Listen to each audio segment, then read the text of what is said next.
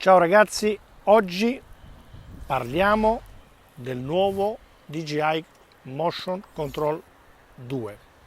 Appena arrivato da qualche giorno, l'ho già collaudato una mezza volta e praticamente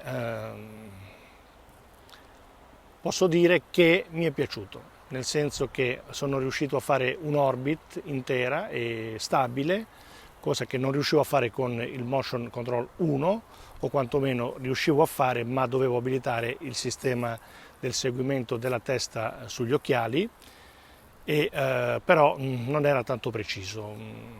Avevi bisogno insomma di molta pratica, ma comunque non riuscivi a farlo perfettamente come se fosse un Mini 3 Pro, un Orbit in sostanza. Con questo sono riuscito a farlo, mi è piaciuto e adesso passiamo alle caratteristiche. La differenza che ho notato è subito l'acceleratore, che adesso c'è la possibilità di poter fare anche una retromarcia. Il sistema di guida è cambiato in meglio perché hanno installato questo mini joystick praticamente per gestire meglio il drone in volo. In sostanza aiuta molto sia in overing e sia in volo. Possiamo effettuare degli spostamenti con il drone sia in avanti che indietro, ok? Destra e sinistra, oppure salita, discesa, movimento laterale destro, movimento laterale sinistro del drone, cosa che prima non si riusciva a fare con questo sistema del Motion Control 1. Ok? Per cui il sistema che aveva prima qui di arresto di emergenza e return to home, cioè ritorno a casa, l'hanno praticamente spostato in questi due pulsanti. Hanno aggiunto questa funzione in questi due pulsanti. L'arresto di emergenza l'hanno inserito nel bottoncino giallo qui, dove praticamente facendo un clic mentre il drone è in volo, il drone si arresta di colpo, fa una frenata d'emergenza, ok, e rimane in overing fino a che io ripigio il pulsantino per poterlo sbloccare. Il ritorno to home l'hanno aggiunto nel tastino di sotto, dove prima vi era solo la possibilità di mettere in normal e in sport, cioè la gestione della velocità del drone. Ora qui fa normal, sport, e in più se io tengo pigiato questo pulsantino il drone torna a casa, ok? Benissimo. L'altra differenza è qui nel tilt, che questo prima gestiva, questo pulsantino gestiva la cam del gimbal del drone, ok, questo adesso invece gestisce le funzioni della cam. In sostanza questa rotellina fa su, giù e nello stesso tempo si può cliccare per poter confermare le azioni scelte, diciamo. Ecco. Questo è rimasto invariato, per cui spostamento, registrazione o foto. E cosa dire più? Niente, il bottone di accensione praticamente è rimasto uguale e dico che lo possiamo anche provare per vedere la cosa molto importante ed essenziale, se riusciamo a fare un orbit con questo tipo di controllo. Effettuiamo il decollo in maniera automatica, per cui 2 clic per accendere i motori, un clic prolungato per decollo ed overing stazionario.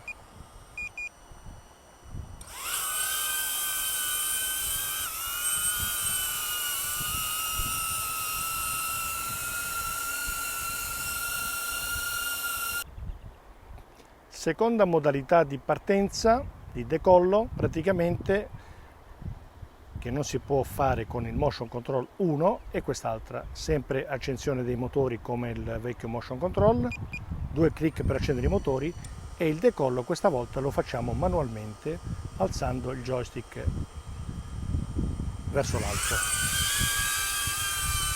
Mi fermo, decido di fermarmi a questa altezza perché io ho deciso di farlo, però posso salire, posso scendere a mio piacimento. sistema di atterraggio automatico come il vecchio controller, tenendo pigiato il pulsantino arancione, il drone atterrerà automaticamente, indipendentemente dov'è l'altezza. L'altra modalità di atterraggio che non si può fare con il Motion Control 1 è questa manuale, un atterraggio manuale. Tenendo il joystick pigiato verso il basso, il drone atterrerà dove vogliamo. Il sistema del joystick funziona in questa maniera: portando il joystick all'insù, il drone si alza verticalmente, per cui non c'è più bisogno di accelerare per poter alzarsi. Mandandolo giù, il drone scende, ok? Fino all'atterraggio, se voglio. A destra fa il movimento destra, sinistra, il joystick si muove a sinistra. Sinistra alto, il joystick, praticamente il drone fa un movimento di sinistra alto, sinistra basso, destra sinistra, in sostanza fa tutte le posizioni, fa tutti i movimenti, associati sempre al discorso di polso.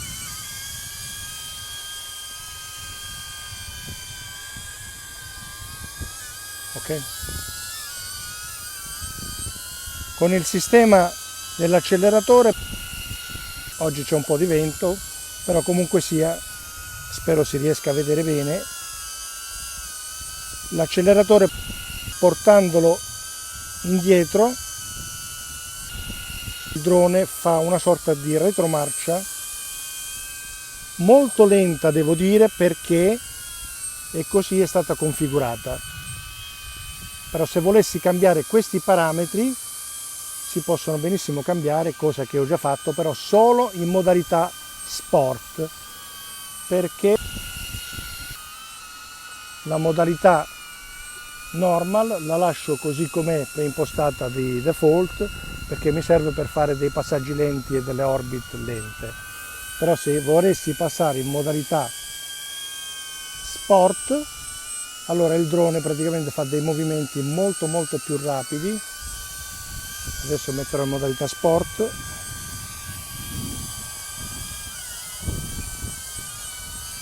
Ecco, il drone è andato in modalità sport. Se dovessi fare un discorso di destra e sinistra o su e giù, sarà molto più veloce. Destra,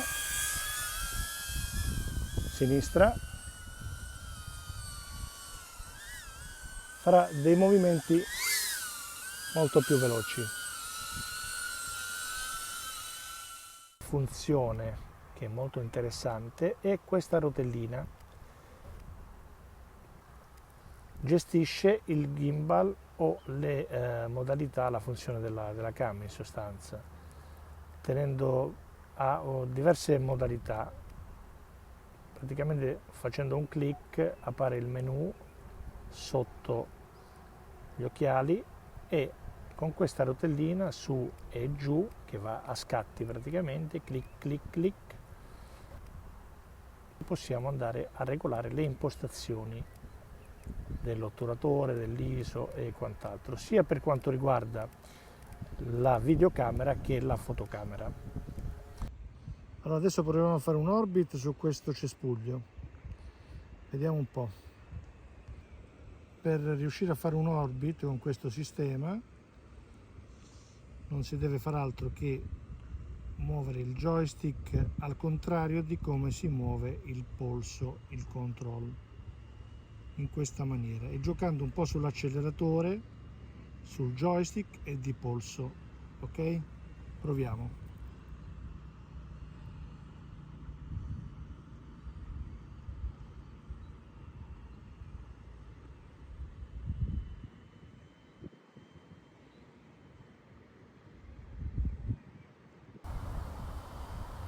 L'obiettivo è sempre al centro, per cui diciamo che è perfetto.